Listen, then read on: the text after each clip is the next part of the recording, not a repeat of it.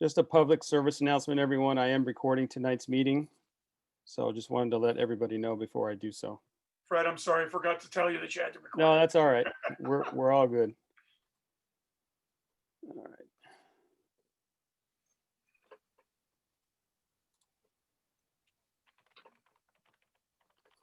All right, so welcome to instructional clinic number 2, ladies and gentlemen. As far as for tonight,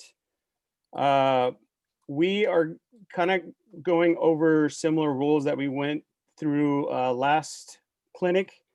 But after our instructional chairs meeting, we got some clarifications on certain rules. So I just wanted to bring those to your attention. And also, we have some great video clips tonight in regards to the new rules. So the expectation tonight is to engage in conversation and discussion, and hopefully we can have much more clarification from the last clinic.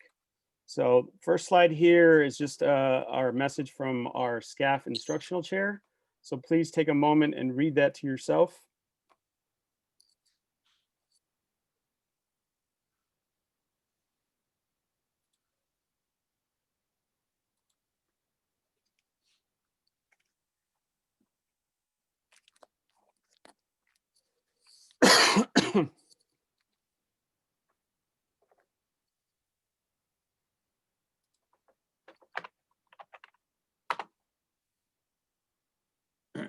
All right, so our instructional chair has been doing a great job just trying to create parity amongst all of the areas, and just keeping the lines of communications open with all of the instructional chairs just to make sure that everybody's on the same page. All right, so this is the first overview. As we mentioned last week, players are now permitted to wear a soft padded cap as long as the cap meets the requirements of all the cap rules, which is 1 through 20 through 124 and 2-4. So they come in many forms, and I did some research. So just kind of wanted to gaze as to why certain caps are legal and why certain caps are illegal. So why is this cap legal? Rule 121, definition of a swim cap that can be worn under the water polo cap. As I mentioned to you last week, this cap fits pretty much underneath the cap without any restrictions. So this is one of those that is allowed. Also, in regards to Rule 2-4, it's a note on page 20 of the rule book. And it pretty much mentions that any state association can alter the rules in keeping with applicable laws and authorizations. The accommodations that they make should not fundamentally alter the sport or heighten the risk to the athlete or place their opponents at a disadvantage. So in my research, with everything that I have found, as I mentioned to you, there might be other situations that come across where an athlete might bring something from a doctor that was prescribed. So just use your good judgment and clear it with the CIF office. Okay, and then I found this cap. Reasons why it is not legal. Manufacturer's logo is not 2 1/4 square inches. No clear visible numbers on the cap. And the goalkeeper cap is not divided into red and dark thirds or quarters. Okay, so a legal goalie cap is what I was able to find down here. And it was interesting to me in my research when I looked up goalie caps, about, I would say 90% of them are all solid red. So let's just make sure that we double check and make sure that the goalie caps are either in thirds or in fourths before each game. And if they're in non-compliance, make sure that we're finding the appropriate report with CIF, so that way they can help the teams get proper caps. And then in my further research, I found this set. Now this set seems a little more conform to the rules, but it is missing the number on the back. And then in talking to Mr. Yancey, when we were going over the clinic, it's also missing the ear guards. Okay, so these caps would not be legal unless those modifications were made by the manufacturer. So questions, comments, discussion on caps? Anything? Yancy, make sure that you're checking the chat to see if anybody asks I'm questions. doing that as we go. Sure. Okay. All good then? Coolio. Okay. So the matter in the way free throws must be taken has been more clearly identified. We now need to make sure that players are clearly putting the ball into play. And there are certain scenarios where the ball is in play according to the rules and where it is not. We're no longer conforming to the idea of a water polo move. It has to be clear that the ball is put into play. Okay, so ways that the ball is put into play. You can pass the ball, dropping the ball onto the water from a raised hand. So if you have it here and you drop it and you start swimming with it, that is perfectly legal. Popping the ball up out of the hand and tossing or placing the ball before swimming. Transferring the ball from one hand to the other above water. And the transfer of the hand has to be above the water. And then actions not acceptable, spinning the ball in the hand and transferring the ball from one hand to the other on the water. So I have a couple figures to kind of clarify. So these are examples of legal ways to do it. Popping the ball up, dropping the ball onto the surface of the water. And then I have a video for us to see where the ball is not correctly put into play.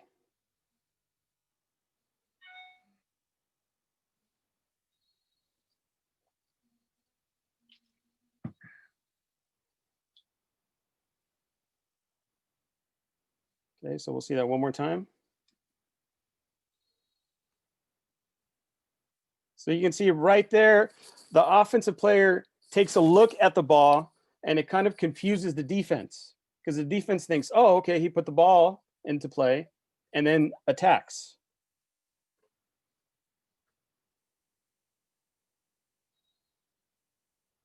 Okay, but the referees in this instance allowed it to go. But this is just an example of the player should visibly put the ball into play.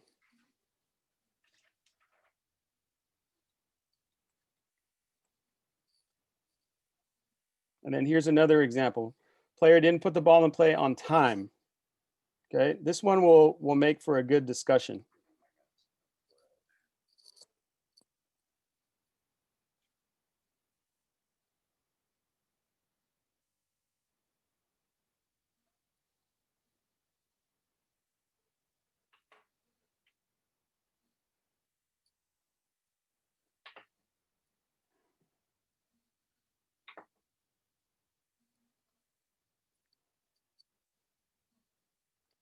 Okay, so as you can see,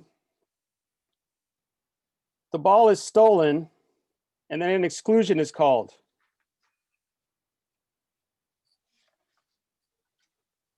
And so instead of the player putting the ball in immediately, he takes a few strokes with it and then puts it in play.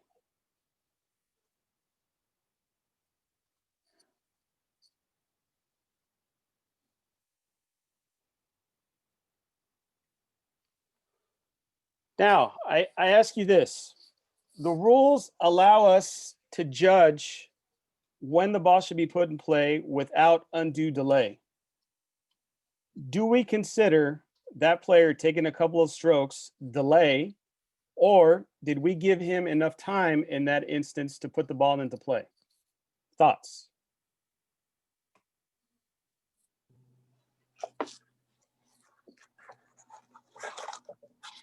Shouldn't he put the ball in play immediately after the foul is called? Well, yes, but as I stated, the rules allow undue delay. So what is undue delay? It's at the referee's discretion. Baba, you had your hand up. So, and this is a high level, looks like to me. Yeah. But if the person isn't sure, like he's swimming and, did he looks like he put his head underwater and then his butt was up and then he came up swimming and then you realize, oh, it was an exclusion, and then you put the ball in play. Mhm. So if that's what happened, then that's what happened. But according to what you're saying, if you know it was a kick out, you knew it was a kick out, and he just swam through it, then you can turn the ball over. So you have to look at that and see, was he aware that there was a call, or was he aware that he was just going to the goal? Oh, it's exclusion, I better put it in play. So you have to make that determination, as we have to make judgments all the time. Sure. And you're going to turn the ball over in that situation when it was one on nobody too. So just think about it. Now, from a philosophical approach, you have the goalie holding the ball, throws it away, white team steals it, earns an exclusion. Do we really want to be that petty to turn the ball over in that instance because the ball was not put in play immediately, taking away that big of an advantage after a great play by the defense? Philosophical approach, up for discussion. Yeah, Fred, that was the first thing I thought of when you were asking for this to be discussed, is if we were going to turn the ball back over for this player who had just had a great steal, worked hard, made the effort, and then was perhaps slightly delayed in putting the ball in play, whatever, that is. He did put the ball in play outside of 6 meters before continuing. So if we're going to turn it back over for that, I was going to have a hard time with it. So I'm on the same page as you, is that, are we going to be that petty? My answer is absolutely not. Okay, Mr. Reed? So Fred, I was going to follow up on Nick's comment. And I think as a referee, we have to be able to justify first to ourselves. We have to be able to justify the calls we make, and the calls we, and Connor and Freddie, I have the utmost respect for you guys, but I don't want to get into well, that was a great play, and if I make this call, that's not, in the spirit of the look. He's got to know, and I think what Nick said is, here's a guy that steals the ball, and he's swimming down the pool, and he gets pulled back. He might not at that time have known that there was an actual call. He's just, I'm going to go. I'm not playing to a whistle. I'm going to go. And then he glanced up and, oh my God, a hands up. Okay. So I put the ball in play. So, and I think that's the justification. We have to be aware, that player awareness is part of this too. If he's swimming head down with the ball and we can sell it to ourselves, he didn't hear the whistle. And as soon as he realized the situation, he did the right thing. Well, I think he did the right thing. And again, I think it fits in the philosophical field of he did everything right. And as soon as he realized the situation, he popped that ball like, oh no, I got to put it in play. Okay. He saw the handout. Okay. I got to put it in play.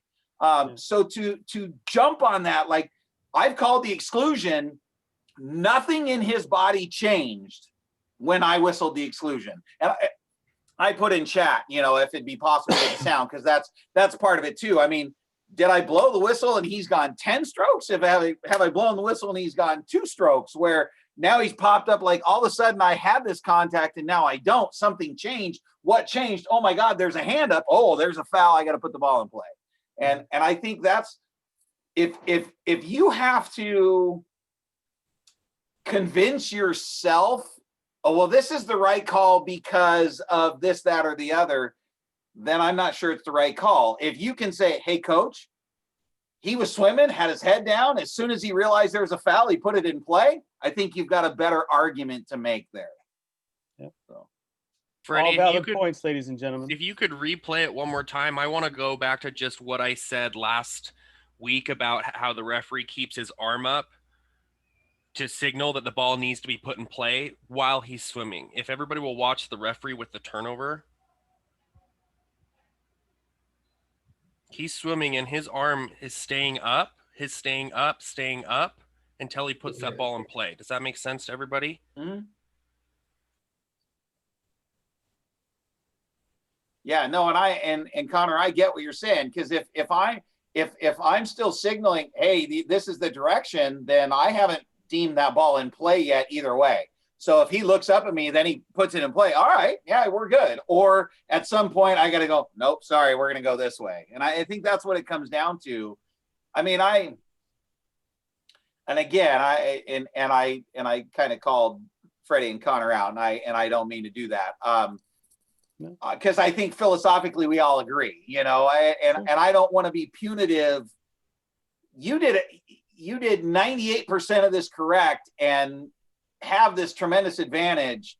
And if I turn this over right now, that's a huge change. And that's my concern. So sorry. All right. Stop.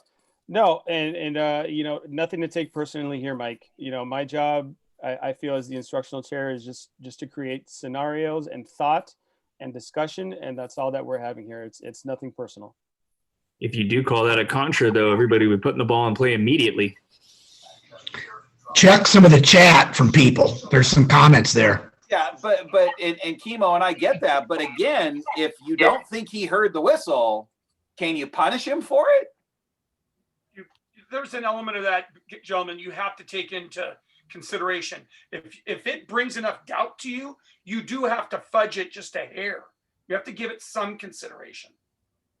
I mean, it's a different whistle call than an ordinary foul. It's an exclusion call. I mean, that's what the whistle was. So, I mean, it's not just one whistle and he missed it completely. I mean, it's an exclusion call. I mean, this guy probably knew exactly what happened. Okay, but then I have to interject. If we're going back to if he, whether he heard the whistle or not, like I'm under the mindset, and Mike and I disagree on this, which is fine, but for you to call the exclusion foul and now he's driving towards the cage and then turn the ball back over on a contra foul for that small delay of not putting it back in play, you, in my opinion, are inserting yourself into this game as a referee, and you're overcalling the game and putting yourself above the flow and spirit of what this rule was intended to be. So I have a real hard time with a contra foul in this scenario. And I guess Connor, I will say I don't think we disagree at all.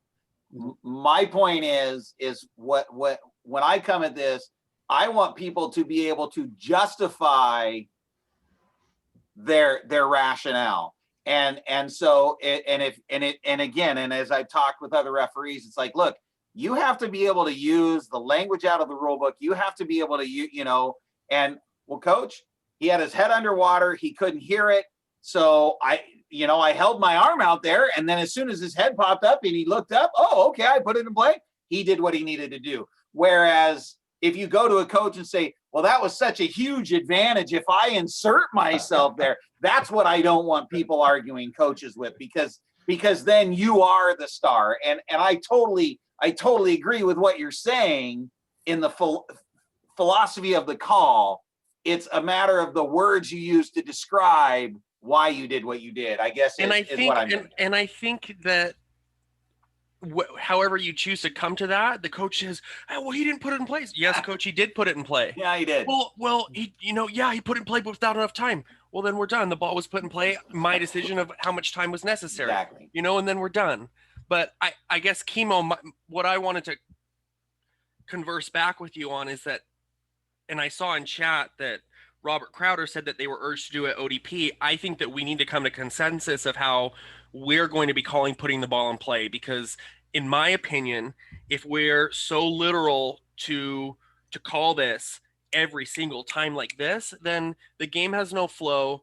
The kids are swimming up and down the pool, back and forth, and we're not playing water polo. We're playing put the ball in play, and it destroys the flow of the game. Yeah. Connor, when we start calling this game the rules as written, they're going to start playing that way, and they're going to be able to start putting the ball in play on their own. And that's where I have a big problem with this, is that like he's taking 3 or 4 strokes before putting the ball in play, and we need to turn that ball over. I understand it's a big point in the game, but either call you make, whether you don't call it or you do call it, coaches are going to argue and complain, and the only thing that you have to back you up is the rule that he needed to put the ball in play. And yeah, it might be grabbing the shitty end of the stick. He did 98% of the things right, but at the end of the day, he didn't put the ball in play immediately. And I understand it's a big turnover, but we also do have a guy that's swimming to the exclusion area. So we're going to be 5-on-5 going the other way. Okay, so let me just rephrase to make sure I'm understanding correctly. Does the rule state ball in play immediately or with undue delay? What does the rule state? They must put the ball in play immediately without undue delay. So it says it both. So we're fucked on Right. both accounts. So what? Right, so you need to call it. But then the rule says, what is undue delay? It's at the referee's discretion.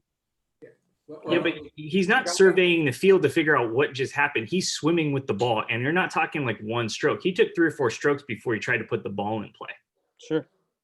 All right. Mr. Lozano and then Mr. Radcliffe. Well, the guy saw apparently that he knew there was a kick out because he saw the player getting excluded. Mhm. Okay. So, and if you had to tweet again, then do it again. It doesn't hurt. But the fact is, the rule's the rule. And if we don't do it now, when the score is 13-10, with 2 minutes left in the game, boy, that's a hard whistle to swallow and do a contra foul. Yeah. Mr. Radcliffe. Shot anyway. Yeah, so I agree that a rule is a rule and it should be called appropriately as written. But I did have a question. Would it be reasonable if you had some question as to whether the player understood that the ball needed to be put in that play in that situation, meaning he had some question as to whether there was an exclusion or not? Would it be appropriate or reasonable for the official to give a secondary whistle and a signal to put it in play? In particular, on a play like that where it's a breakaway after a great play, it's a reasonable conclusion that he might not have exactly heard that a call was made, that he's just swimming with the ball. I mean, you just use your judgment on the situation. Baba pointed out that he might have had his head down, might have not heard the whistle. So an extra whistle or so might what's to say? Clarify. Not necessarily. Yeah, clarify possession right there, Mr. Yancey. Yeah, just a real quick one. There is probably 40% of the group on right now that has used these rules, some more than others. But what I saw from Spa League and through all of that is that if you jumped on it at the very beginning, everybody in the stands, everybody is saying, put it in play. So I'm going to encourage everybody, when we blow our first whistle of the game, enforce on the very first day, enforce it, and in due time, this will not be a problem. This will actually be a turnover. So I agree with Steve, because if like you guys call putting the ball in play like right away, this guy does it and it's of no consequence anymore. right. All right, great discussion here, ladies and gentlemen. Appreciate everybody's input. Okay, so this is in regards to any time the ball is removed from the water by the referee is now considered interval time. There's a little bit of discussion as to there are certain instances where you can pull the ball out as a referee, put the ball back into the water, and a direct shot may be taken.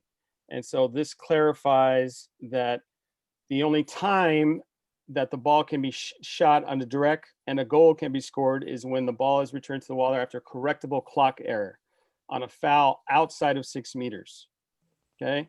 And also the time that it takes to administer a corner throw is not considered interval time, because normally what happens on a corner throw, about 90% of the time it's a goalie block corner throw. So the ball's coming in from the bench. And so there's a little bit of a delay there, to get everything started. And now we have to enforce the players to make sure that they take the corner throw correctly up against the lane line or up against the wall. So that particular delay right there is not considered interval time. Any questions on that? Fred, what if you have to, on a corner throw, pull the ball out for a cap and then put the ball back in? Is that, when the ball comes back in, can that be shot? Because that's fixing a cap. It's technically interval at that point, right? Yes, if you pull the ball out, yes. Right? But Right. what this is saying is the time, the little delay in order to get the ball in and take the corner throw is not considered interval time.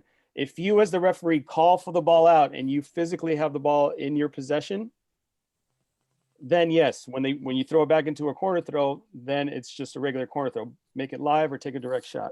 Okay, but I think the question is, if you've called the ball out for a cap, that is interval time.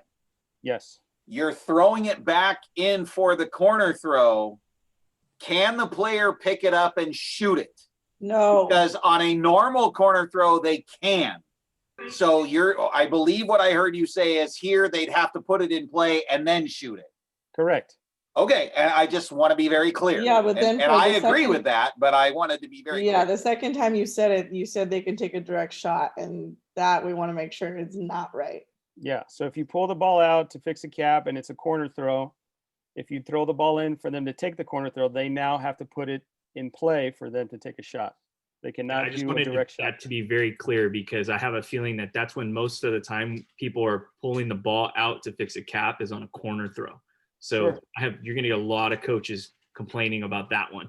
Sure. And many times when we have thrown the ball in, we have said you cannot shoot the ball. So at the beginning of the season, once again, I'll go back to what I said earlier. If you do it at the beginning of the season and tell them you cannot shoot a direct shot now, and then end it, give it a couple games, weeks, whatever, and then stop doing it. They should know.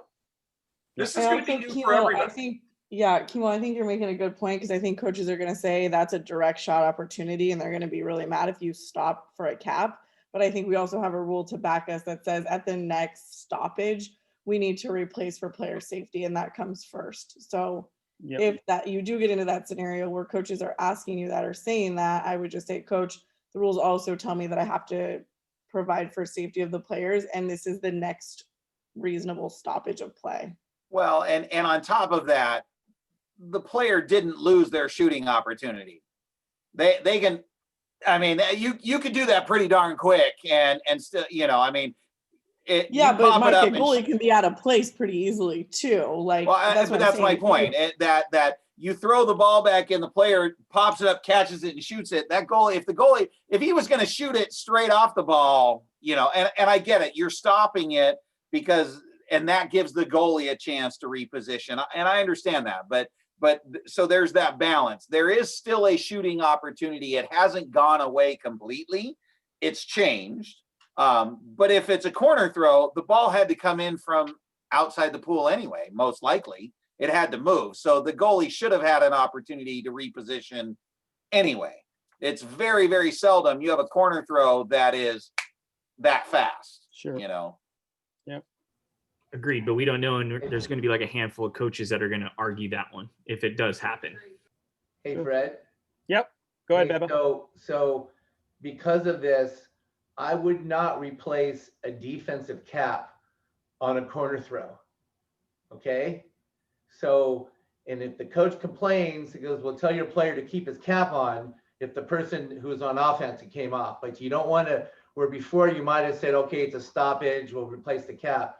I would not replace a defensive cap on a corner throw if you're taking the shot away by doing that. And Nick, that's important because that's a tactical move. Rich Corso used to do it in the past to get an extra timeout, tell his guys to take their caps off. So good point. Well, but I think as a professional referee, you can make a judgment call too. If the corner throw is under your feet and the goalie's already on this side of the cage, so there's he or she is already in position and the defensive cap is off, fine, fix the cap. If the ball, hit the lane line way wide, whatever, on a shot, and the goalie's sleeping on the other side, well, then maybe you don't. You've got to survey the field to figure out, should I interject myself here or not? Yeah. There's. Yeah, and to Mike's point, I've been knocked in games for not replacing defensive caps on a penalty shot. I have been marked down on evaluations for it at a pretty high level. So I would just be careful to say that we don't ever want to do it, because I think we have to take the whole game into consideration. If it is an opportunity, we do have to take it. And I will bring this scenario up at our next instructional chairs meeting, and that way, hopefully we can get more discussion and more clarification for But everybody. as always, if there's offensive advantage, like Mike was saying, you do not replace a defensive cap. Otherwise, the defense would just take their caps off, player safety, and use it as a tactical thing. Sure. Yeah, but it's a corner throw, so technically it's an appropriate stoppage, though, right? It can be, but Mike gave you an example where it wasn't. Okay, yeah, right? Well, technically, question. the ball left the water, the ball left the pool, so it's technically. I mean, like, I don't know why you wouldn't replace a cap on a corner throw. Yeah. Someone said they had a question. Yeah, that's me, Leave Fred. the ball in the water and let the defender replace his cap and let the ball just sit at the 2 and not pull the ball out. Hi, Ron Stanford. How you doing, Todd? I'm Sorry, well, but you can't. If you're replacing a cap, you can't leave the ball in the water. Yeah, you have to pull the Because ball that's out of your the water direction to somebody. The ball has to come out at that point. I have a clarification question about all of this. Sure. Normally coaches or the kid on the bench just throws the ball to the corner that's right at their feet. Sure. But if the shot goes out over the other side, Mm-hmm. it's supposed to be at the other corner. Correct. You have to So- instruct the players on the bench or whoever has the ball on the bench that you want the ball on the far side. And So if they throw it in the wrong corner, kid picks it up, shoots it, it scores, it's a that turnover. doesn't count because it's taken Yeah. from the wrong corner. Correct. Yeah. So if they dump it into the wrong spot and you tell them that you wanted it on the far side, you need to tell that team in possession of the ball that that ball needs to go on the far side. Gotcha. Thank you. All right. Okay, so this one is the one that has brought up a lot of discussion, a lot of controversy, and I've had several discussions with Levon. I had a discussion with Amber prior to this meeting, and we are still looking for some clarification, ladies and gentlemen, so please be patient here. What information I have on this slide or in the following slide is a discussion that we had at the instructional chairs meeting and what we came up with the consensus. Since then, there have been, I think, 2 or 3 instructional clinics, and there was further discussion. And so we are still getting clarification. So this is in regards to 2 players intentionally or touching the ball, which is the way the rule is written, inside of 6 meters when there is a foul. So the National Rules Committee has provided clarification on the term intentional for the purpose of the defense attempting to play. Head up freestyle. It's fat. What are you doing, dude? I hear you. It's okay. It's all right. It's all right. Ready. Head up Someone's freestyle not as fast as you can muted. go. Ready? Go. Yep. Come on. Can you mute him? That's Fredrickson. Yeah. God damn it. Does it count for a meeting if you're running a practice at the same time? I'm just asking. Yes. Bonus Yes, points. it counts. Bonus points. Fredrickson, mute. I just did. I muted him. Thank you. Sorry, my phone rang. I'm muting myself again. Intentional for the purpose of the defense attempting to play the ball after being put in play by the offense. It's the NRC's desire for the defensive player to do more than just reach for or attempt to steal the ball. Their desire for the interpretation of this rule is to be that the offense must pass the ball. That is where we're still getting clarification because the rule says intentional or touch the ball. So yes, the intentional portion would be if the defensive makes a play on the ball on a pass. But in talking to Amber and Levon, they are still doing some research in regards to whether or not a defensive player reaching for the ball when the offense is trying to take a free throw and the ball is touched. So that's where we're still trying to get clarification. So in regards to a pass, if the offense passes the ball and the defense swats it back to them, intercepts the ball or tips the pass to an open space in the pool, that ball would be considered live. Other than this, the offense will not become live until they have passed the ball. But we are still getting clarification on this, ladies and gentlemen, just so we are clear. Questions, comments? Well, so concerns? Fred, Concerns? I guess I'm a little confused because what you described at the end is exactly what I envisioned this to be. Right. So I guess I'm a little, the only part about this where it, you know, it talks about the defensive player to do more than just reach for or attempt to steal the ball. Because I'm thinking that, okay, so I got fouled. I'm on offense. I look, I don't see a pass. So I put the ball in the water and I put it back in a safe position. To me, if the defense now reaches to try and steals it and makes a touch on it, that's the ball's in play. They touched it. I should be live at that point. Is that what you're getting clarification on? What is it that they're getting clarification on? That's what I'm unclear on in the discussion. So Amber gave me a good example of, let's say, the center forward position, where the center forward is moving the ball away on a defender trying to crash, and the defender gets there, knocks the ball away, but then the center defender is able to get position again. He then turns, shoots, and scores. That counts. And so that's where we're trying to get clarification, you know, in regards to intentional or touching the ball. Simply just touching the ball, does it make it live? That's where we're trying to get clarification on. And again, and I'm just gonna, and I appreciate that maybe this is gonna come, but this is my takeaway in what you described. If I'm the center forward and I just got fouled and there's a crash, you know, or there's a crash coming and I'm moving the ball and I get fouled. Well, if I have the ball in my hand as I'm moving it, there shouldn't be a foul called. So there's that part of that. Mm-hmm. If I don't have the ball in my hand and I get the foul is called and now I'm moving it away and the crasher knocks it out of my hand, that's exclusion because it's my free throw. So at that point, when I pick it up, I should not be able to shoot because that's a whole new foul. Mm-hmm.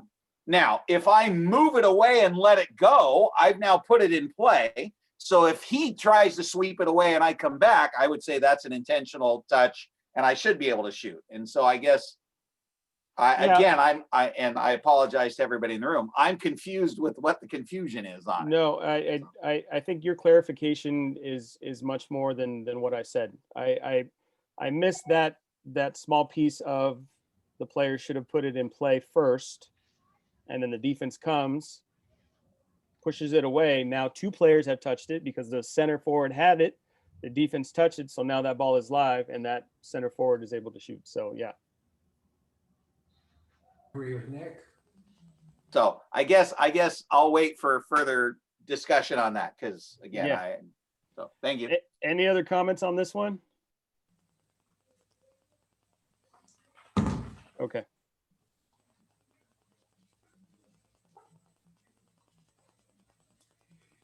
Okay, so this is in regards to the foul and the ball being outside of 6 meters and what is considered a player to be outside of 6 meters for a foul. And the rule book states that it's the player's head. So when we are judging whether or not a player is outside, we are taking into consideration just the position of the player's head, not the body, not the arm, not anything. As long as the ball and the player's head are outside of the 6, they are good for a direct shot. Okay, so methods of scoring: an immediate shot, direct shot, after being fouled outside of 6 meters, and then putting the ball into play, making themselves live, then moving anywhere in the field of play to shoot. Okay, and I think the discussion that we had, and where Brandon was a little confused when he was giving us the instruction, was that he thought if there's a foul outside of 6 and the player puts it in play, he must then move in order for him to take a shot after he puts in play. And that's not the case. A player can either take a direct shot immediate or put the ball into play, making themselves live, and shoot from where they are or move to a different spot and shoot. Okay, so it's not a requirement for them to move when they put the ball into play. And I have a really good a couple videos on that just to double check.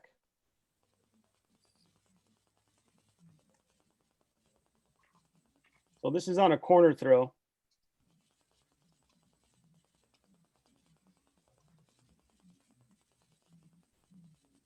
So notice he put the ball in play and now he's moving. He's moving towards the goal. Perfectly fine. And then I have this one here.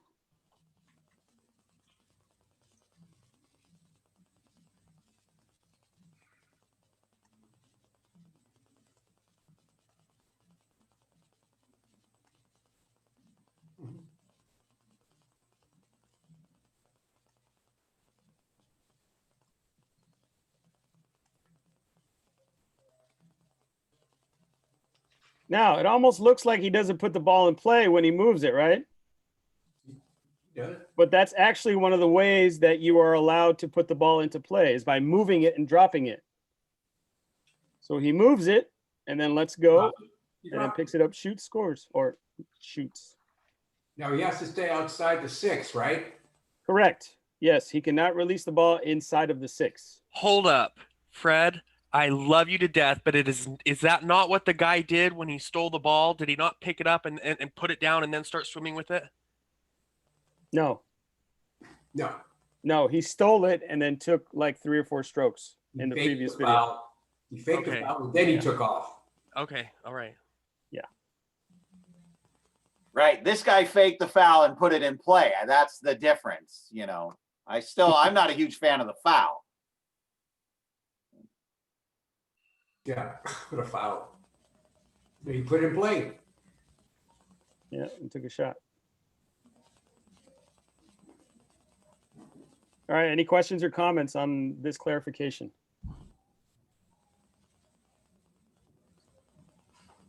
No, everybody's good? Hey, I have hold on a second. Somebody is listed as internet. Who is this? Who is internet? That's Travis King. Sorry. Travis, thank you. And then I have Finn. Who is Finn? Hey, Steve, it's actually Eric Tietmeyer. My kids. Okay, thanks, Eric. Just wanted to make sure. Thanks. Oh, thank you. No worries. Thanks, Fred, guys. is there any chance is there any audio with these videos? Is it possible? Crap. Yes, I am. Because it's sorry. not coming through. So I think you need to just change the sharing setting. Thank you. No. I just appreciate it. I forgot to click the box. I apologize for that.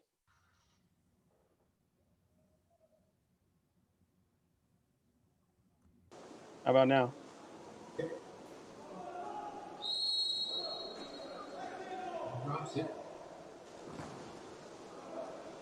Can you hear it, Mr. Reed?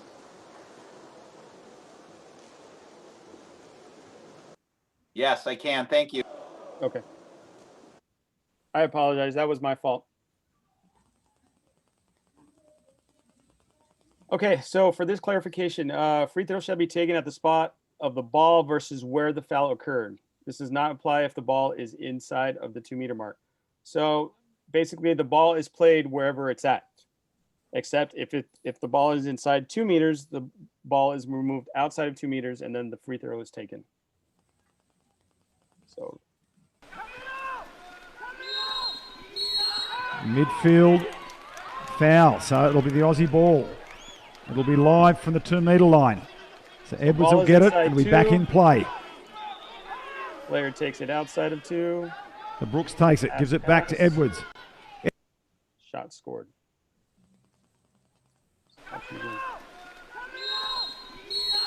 Midfield foul, so it'll be the Aussie ball. It'll be live from the 2-meter line. So Edwards will get it and we back in play. The Brooks takes it, gives it back to Edwards. Hey, any questions on that?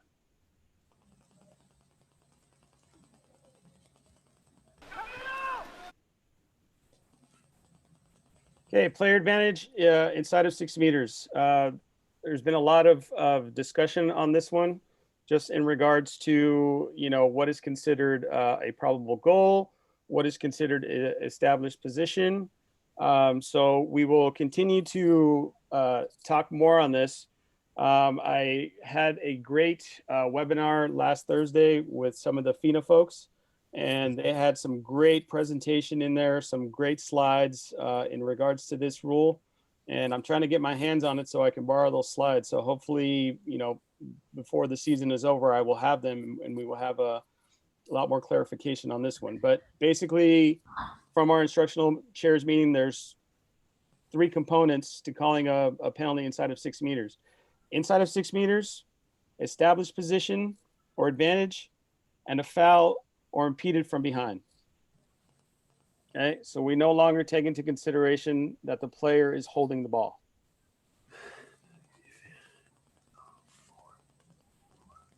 Okay, so foul from behind.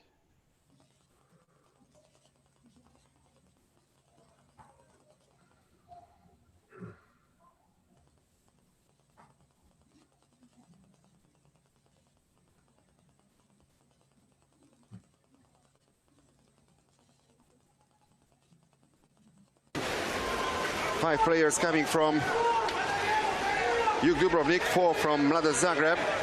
These 2 teams are regular participants at the Champions League. Another chance for Croatia, and that's a 5-meter penalty for them. 1 minute and 30 in the tournament for Mario Jokovic.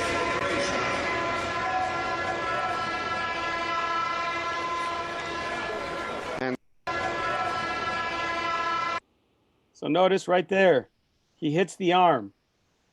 The defensive coach was calling that he played the ball in this instance. This is not correct. Okay, this is a good penalty right here.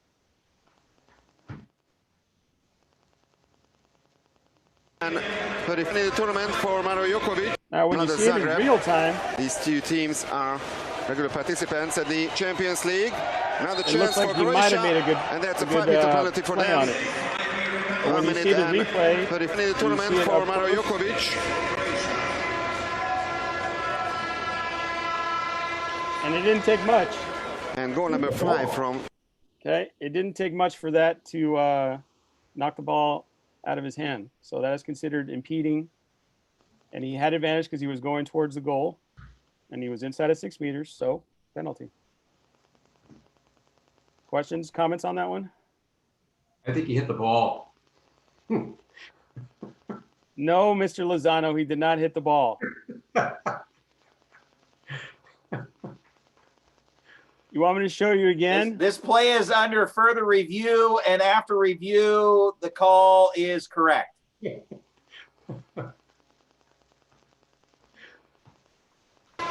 at you hit the from the side. And goal number Really 5 freaking from. close, but correct. There's no contact with the ball. Yeah, that was all arm, Mr. Lozano. I don't know. I'm in the cheap seats. You're You're not not supposed to ref from the cheap seats, Mr. Lozano.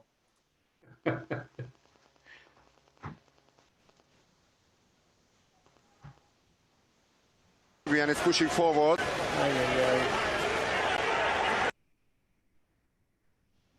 Sorry, guys.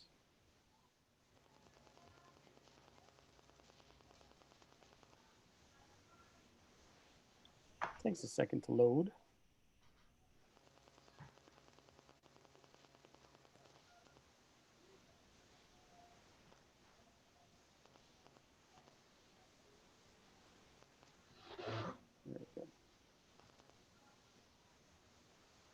And it's pushing forward. Sibirguyan. This is some high-level play for Scaf. And Burguyan scores. Well, that's because we haven't established our Hutto account yet. We need to get some high school videos and some age group videos. Goal number 7. As I told you before. He's going towards the goal. Okay, defender sort of has his hand up, and yes, the player has the ball in his hand, but he's still advancing. In the Hungarian Championships for almost a decade now. Came to Hungary back in 2011 and was So it's a good example of, playing well, in the you could Hungarian have called a Championships penalty. for almost a decade now. Came to Hungary And in this case, for almost a decade now. Championships in the Hungarian Championships for almost a decade now.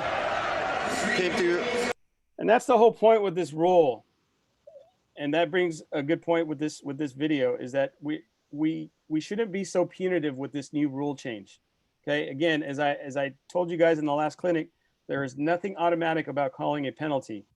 Okay, if players have advantage, you still want to give them the opportunity to get that natural goal. Okay, but it's much harder to defend now, and so a lot of the onus gets put on the defender to play proper defense.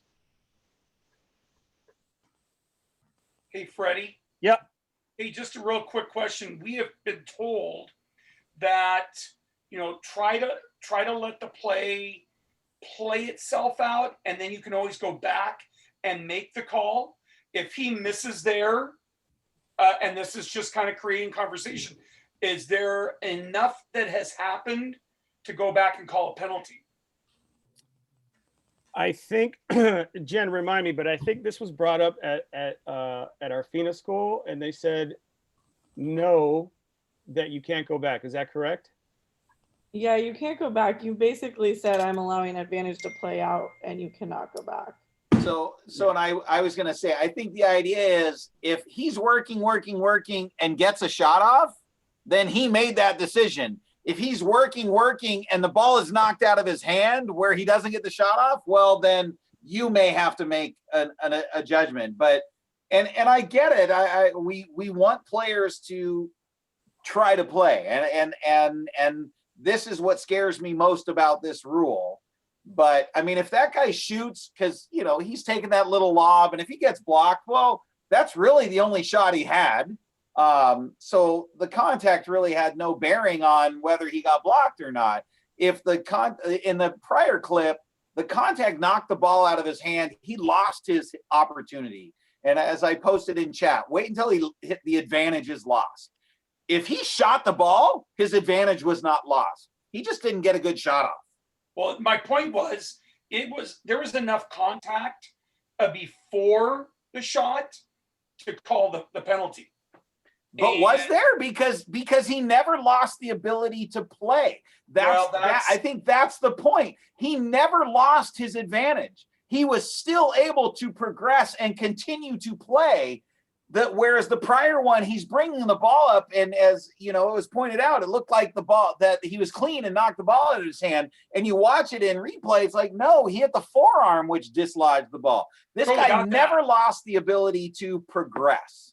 Yes, Right there was contact. Is that enough contact to call a penalty? No, in my opinion, no. Well, depending on the level of play. If you call it early, if you call that there, that's contact. You can call that early. The fact that he could keep going in and know that this is the highest level of water polo, you just can't go back and call that after you let him work. In the first case, if the guy hits his hand and the ball almost goes in, you can call the penalty. Like that, the ball had no chance of going in. But if the guy hit his hand and the ball goes in, you're not going to call it. But if it didn't go in, that's not going back so far as this one. If you don't call this early there, like right here. Yeah. If you don't call this early, like he had good patience, and the guy came up, okay, good, we're even now, and now we're continuing. You cannot go back that far to call that after he shot that far in.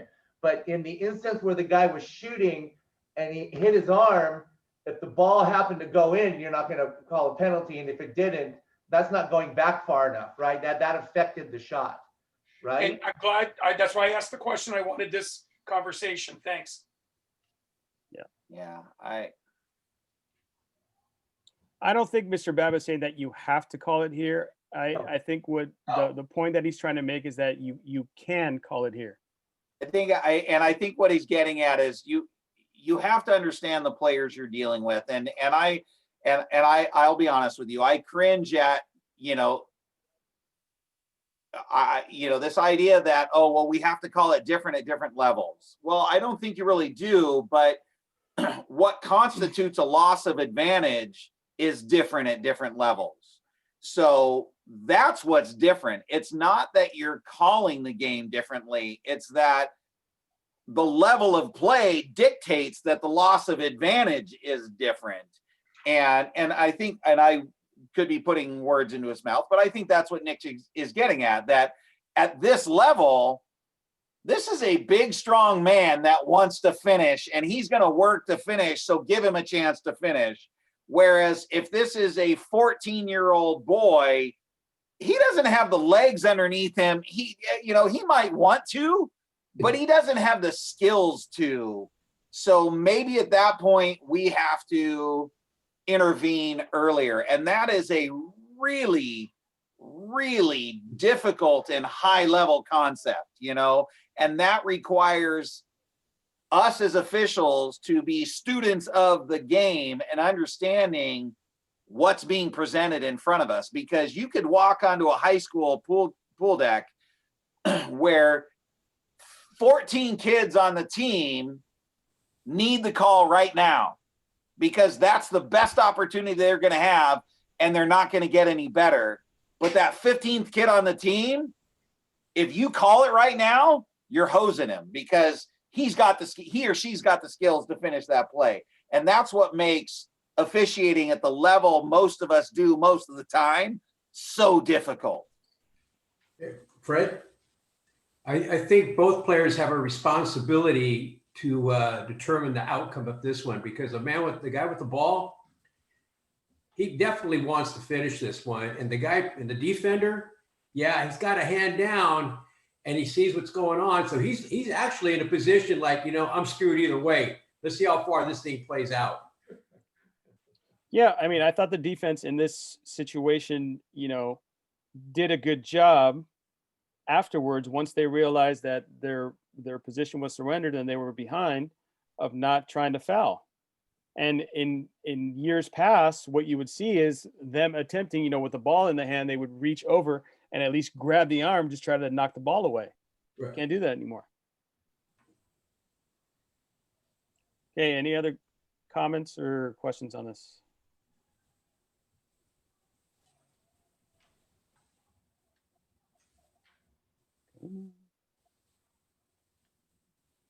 Hungarian Championship.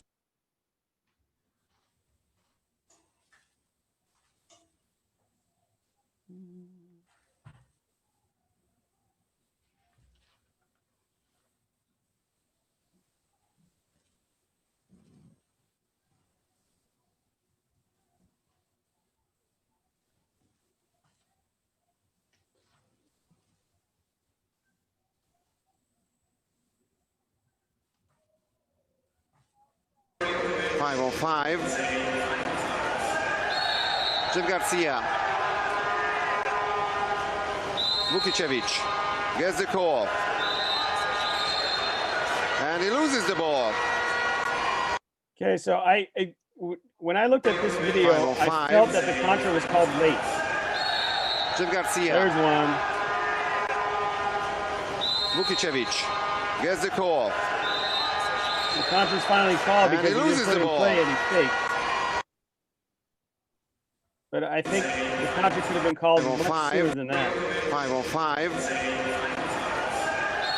Yeah. Jeff Garcia. Offensive right there. Yeah. Jeff.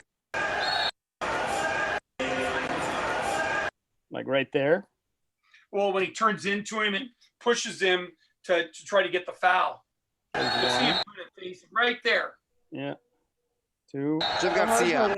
This is a FINA video, and their instruction is going to be don't call it away from the ball. So that's why this is a difficult video for us to watch, because it's not the same instruction. True that. But it also brings up the point that a lot of this stuff happens away from the ball at the high school level. And we need to make sure that we are diligent and make sure that we're cleaning this up right away. Otherwise, the level of physicality is going to raise.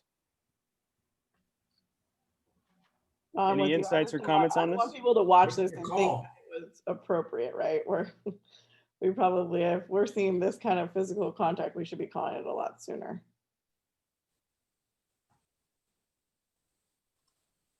Any other questions, comments? Yeah, I have a comment on regards to this and the level of play in which we're officiating. So this person, regardless of what happens before the ball gets there, when the ball gets there, he's fouled, he's underwater, he grabs the ball, he comes up, chooses not to shoot, and comes back down. At the high school level, with Scaf, with what we're officiating, are we turning the ball over there?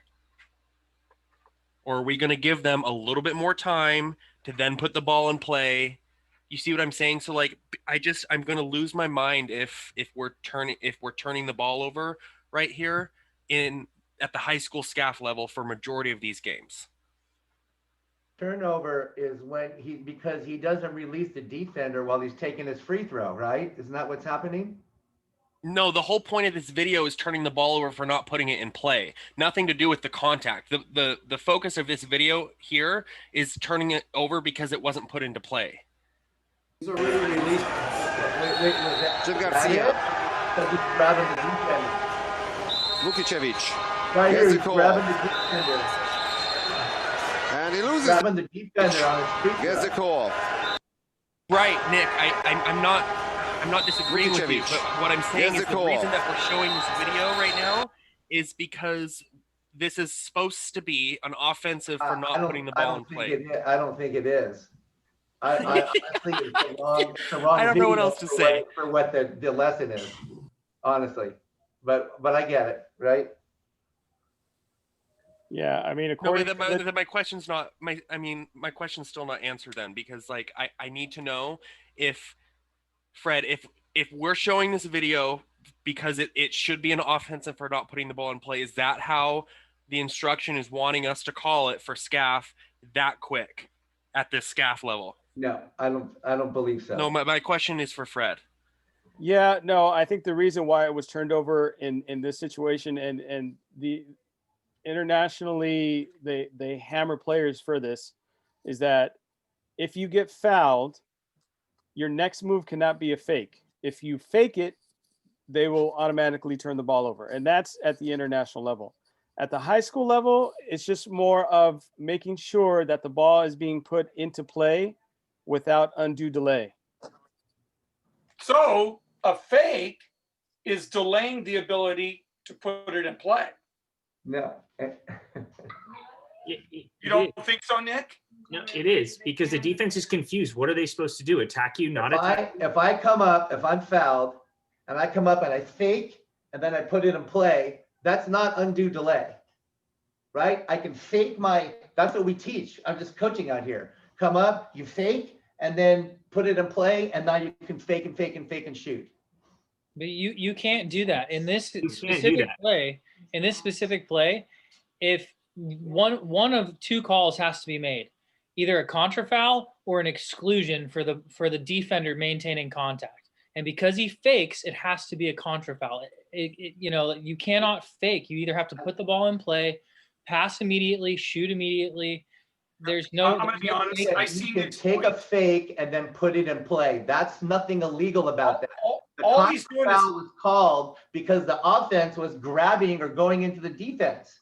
That's what the call was. You guys, this is Montenegro versus Croatia. We are reffing freaking Scaf water polo. Like, you cannot compare this. The point is still, yes, you're right. But the point is still, are we going to allow a fake? What Nick is saying and what Nick's demonstrating by his actions are actually two different things if you watch, because Nick's actually bringing the ball forward and then putting the ball in play still in one action. If once you bring the ball back, that's where we have a second action, and that's where the issue becomes. That's why this guy got called a contra foul. Yeah, Nick's explaining how he coaches that. I'm buying it now, because if I pick it up and my arm comes forward, it's probably a shot. But if I choose not to shoot it and then put it in play, I'm okay.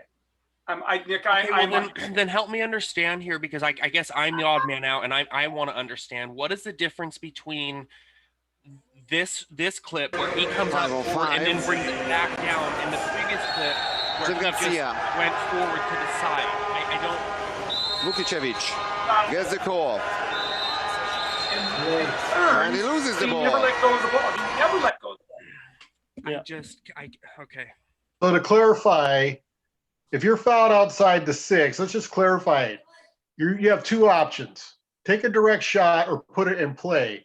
If you come up, rise up to take a direct shot and you fail to take that shot, it seems like you're saying that's an automatic turnover. No, it's not an automatic turnover. If you forego a direct shot, your next move must be to put the ball into play. And he didn't do that. And he didn't do that. He brought it all the way back.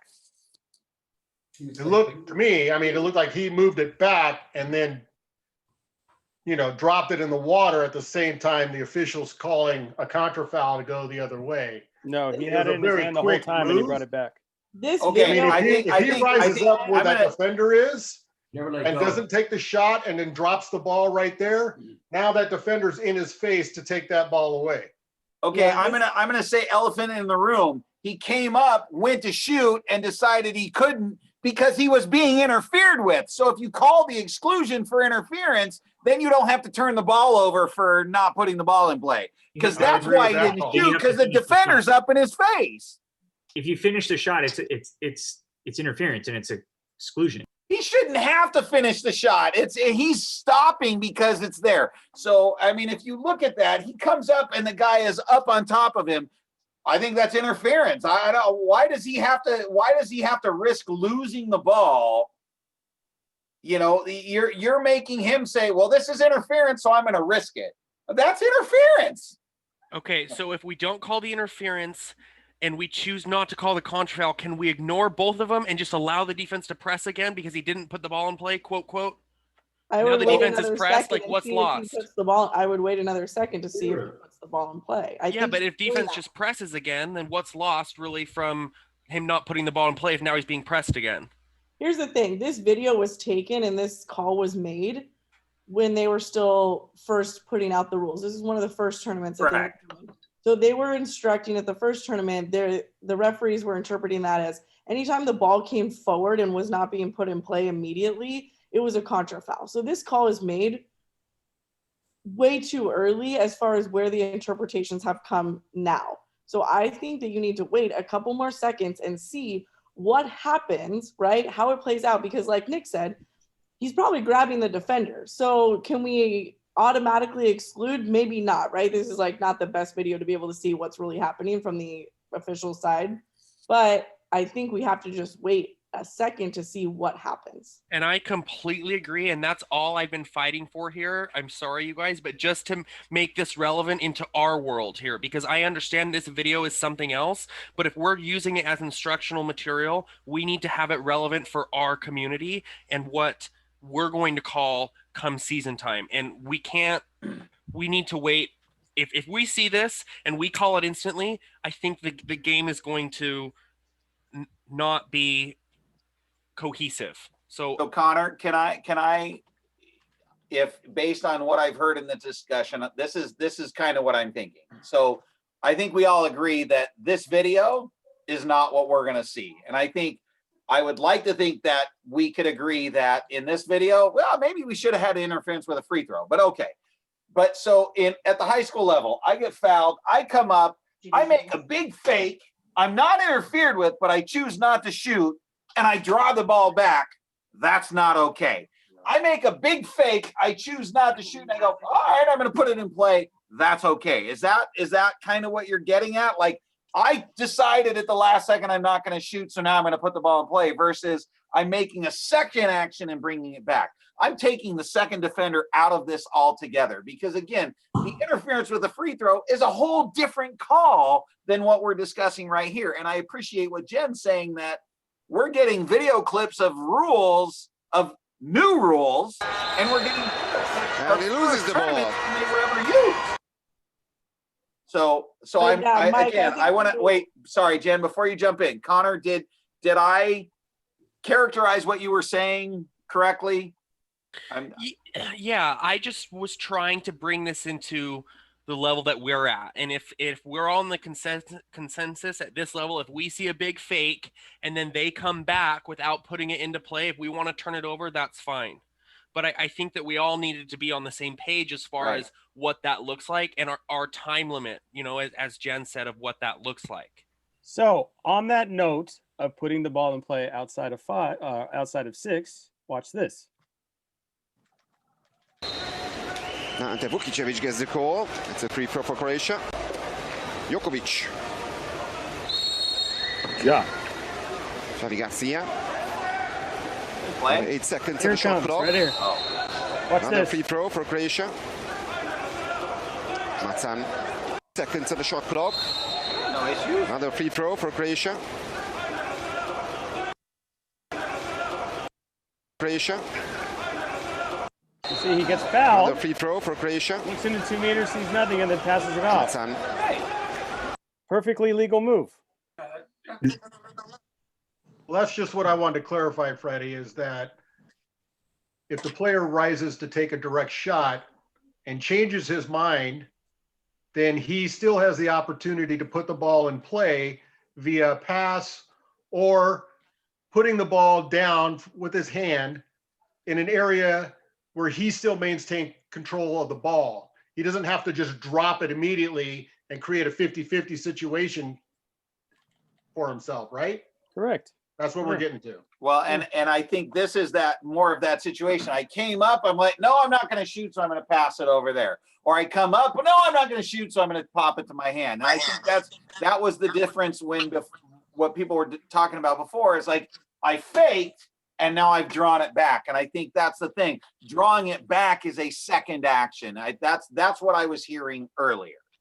That and this one, he never drew it back. He came up, looked at center, can't do it. Okay, so I'm going to go there. And I'll be honest with you, if he would have popped it to himself or dropped it back behind him, I'm okay with that. But Mike, if I fake the ball forward, the defender's in front of me right here, I'm going and I decide not to shoot and not to pass, but I got to put it in play now. I'm going to move my arm backwards and drop the ball immediately away from the defender. I'm not going to put it right in I agree with you immediately though. I don't bring my hand back and keep my hand on the ball. I bring it back and I let it go. That's my interpretation. And if people want to tell me I'm wrong, then that's fine. But I think that player should be able to take that look at the goal and then they have to put that ball in play. And so their next action has to be putting the ball in play. And so from my perspective, the ball is now in front of me. When I put the ball in play, I don't have to put it in play in a position that it's in jeopardy. So I can drop it now. I can pick it up and drop it behind me. I can't keep my hand on the ball. I can't keep moving it around. I can't, I don't get infinite time. Can I shoot? Okay, I can't. Okay, then I have to put it in play. So Victor, yes, what I think you described to me seems okay. And I think what we saw in that video, the prior video, I think you had interference in the first place. And then you had okay, we're going to enforce these new rules. And I'm not sure that's where we want to be, especially at the level of athlete that we're going to be dealing with. I've gone out, I've evaluated at ODPs, and I am a firm believer with everybody that if you call it early, they're gonna figure it out. Okay. And but at the same token, and as I posted in chat earlier, we cannot officiate what coaches think, or that's not our job, because coaches want different things at different points in the game, and that's not us. That's not our job either. But yes, I mean, a player that gets fouled outside 6 has the right to shoot the ball. So they should be given that right. Okay, now I have to put the ball in play. I should not have to put it in jeopardy. So if I faked, I could flip it backwards. If I come back, as soon as I draw that ball back, okay, that's not a good shot. If I don't immediately let go of that ball when I get it back, I think that's contra foul. I think that's delay. You have not put the ball in play. If you bring it back and set it down, okay. Mike, while I agree with you, I think what we really need to do is ask Fred to get a confirmation from Spalding. That's fair. How the whole Scaf area needs to call this so there's consistency across the board. I mean, this gets like Orange County does it this way, Riverside does it this way. Yeah, and that's why we have our instructional chairs meeting, just to make sure that we're all on the same page and we're all given the same, information. Because to that point, Chemo, for those of that Scaf for many, many, many, many years. We've all sat through many of these meetings where we're told, this is how you have to call something. And then you walk out when we were all at Irvine and people go, well, that's not how I'm going to call it. And that's where we run into problems. So I appreciate exactly what you're saying, that we can all have opinions, but ultimately we have to come to sort of a consensus, and we may not like it, but we have to abide by it. And I happen to be really loud, so oftentimes my opinion seems to carry some weight because I argue louder than anybody else. I think it's your beard that carries weight. Oh, He's a myth buster. it might be my belly that carries the weight, but All right, that's all I got. So don't forget, test closes on Friday at 11 p.m. So please make sure that you get it done before then, as we're going to be going over the results and the most frequently missed questions, and go over any other questions that everybody has in regards to the test questions and all that. So Fred, I do have a question of you. Yeah. I took the test and I believe there is a question that is keyed incorrectly. And I'm wondering if anybody else had that same sort of sense. There was one question, and it's almost trivial, but I'm just wondering if anybody else took it and felt that same way. So nobody's chiming in. So maybe Yeah, I missed one. I'm not sure if it's the same one you missed. Well, mine had to do with the ability to issue a red card. Oh. Right. Is that yours too, Steve? I believe so. All right. Mine too. All right. So I think there's a question about who can receive, who we can issue a red card to, and I think it is keyed incorrectly. Okay. Yeah. So, and again, at some point, and actually when I was president of Scaf, I didn't have to take the rules test because I was involved in developing it. So maybe perhaps as an instructional chair, given the key, you haven't, so I think that one might be keyed wrong. I think that might be number 24. Yes. Is that right, Mike? I don't know. Honestly, I don't know the question number. I'll just say it. Sorry, you cannot issue a red card to the bench. That's just you can't red card the entire bench. I know. Is that 24? Yeah. Yes. Okay. So. And it was keyed wrong.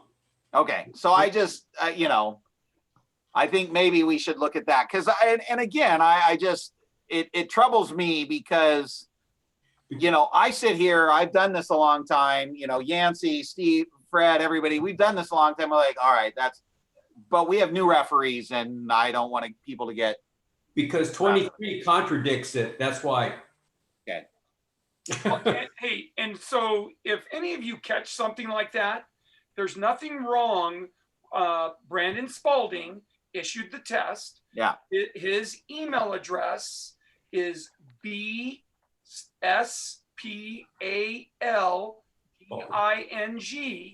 B Spalding @scafwp.org.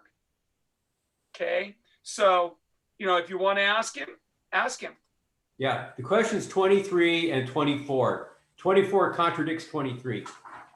So just let you know. I mean, other than that, and I'll be honest, I missed other questions, but then when I went back, I'm like, how did I miss that one? So that was the one that, so. Mm-hmm. Fred? Hey, yes. So once again, we have a couple weeks off. A couple of you received an email from me. As you can see, I am doing my best to take down info of attendance and registration. And a couple of you got my email, my slap on the wrist email. I apologize. Everything is getting cleaned up for that list. And I appreciate your patience. We'll have a Scaf board meeting in early December. I know that we'll have a definitive answer towards the season by then, but do, look for OC varsity and so on, as Friday is a kind of an interesting day. With all of that, does anybody else have a question? Montrella, words of wisdom? We're looking good. And I'm waiting for Friday too. I got the same email from Christine. Wow. Okay. Does anybody have any questions about anything in particular? So Steve, I'm just curious, do we get the sense that, assuming we have a high school season, are schools going to try to do like the boys and the girls back to back? What's the thought? Do we John know? Kulisic, tell us what you know. Most conferences, and I got like the Century Conference, those 8 schools, they're going to have up to 6 games on a Tuesday, 3 boys and 3 girls. And I pushed it to make it easier for refs. So you walk in there and you do 6 games in a row. And for scheduling for the teams, it's better. And since we're limited on refs, you come in and do, and I know other leagues are doing the same thing, all boys and girls. So you're going to walk in, do 4 to 6 games. Thank you, John. And I mean, that as a former coach, that makes sense to me, but I also understand, and what I'm wondering is how much quote preseason there's going to be. I know, on a lot of college stuff, they're just playing conference stuff. And I think that's probably where we're going to end up. And then with that, then that can work, because the leagues are the same. So I did see, in terms of the chat, people asking about COVID testing for us and that. The one thing that I will say that is unique for our sport is we don't have close contact with really anybody. We can avoid close contact with just about everybody. Whereas, when you look at basketball, football, and all that, the officials are right in there with the athletes and the coaches. We have the ability to social distance while we ref. So, and I come at this as the chief negotiator for my union and my teaching and my teachers union. So,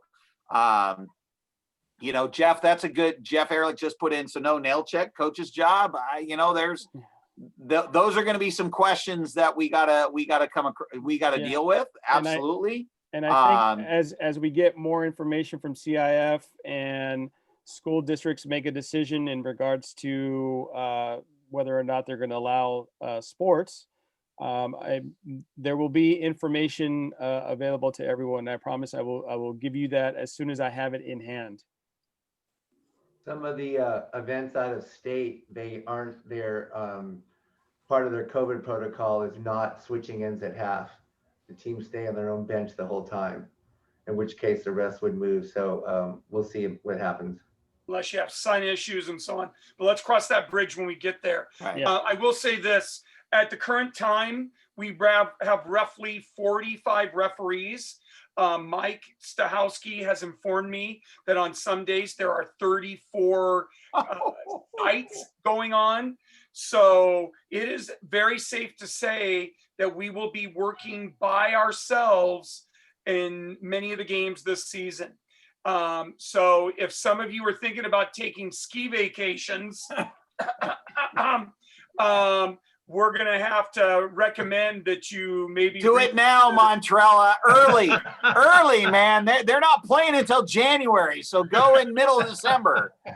So anyways, do understand we're going to be very light. I've been doing my due diligence with everybody that hasn't registered, and I'm getting very little feedback from them. So I'm thinking that they're doing the David Price edition of the season and opting out. So just be prepared. It's gonna be the most interesting season I think we've ever had. Yeah, to say the least. Yeah. Yeah. And I'll be honest with everybody, the drag of the one thing that really bums me out to hear what Steve just said is the thing that I miss most about water polo is seeing and talking with all you all. And so now to know that I'm going to show up and referee by myself, well, maybe I'm done. Maybe I don't want to do it. I'm not going to say that, but But I think you all understand. I think you all understand where I'm getting at. That's what I miss. I miss the camaraderie with my fellow officials, and you know. So I Well just said, say, Mike. yeah. You can end it right there. Everyone, thank you so much.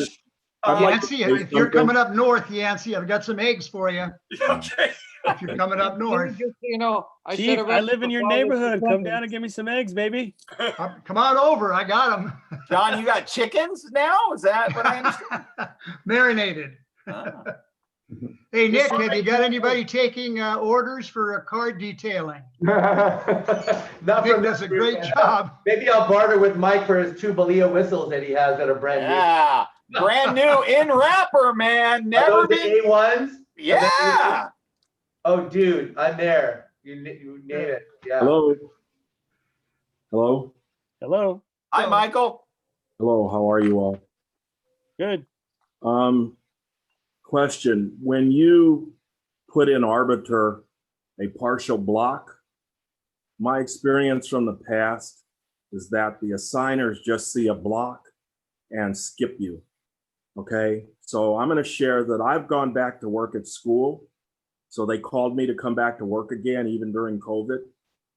And so if I put in partial blocks, I can work, but it's, you know, at a certain time. But my past experience with doing that is never happens. If I don't put the block in and then I turn it down, then the system says, well, you turned it down and you can't erase it, or once you change it, you lose out completely.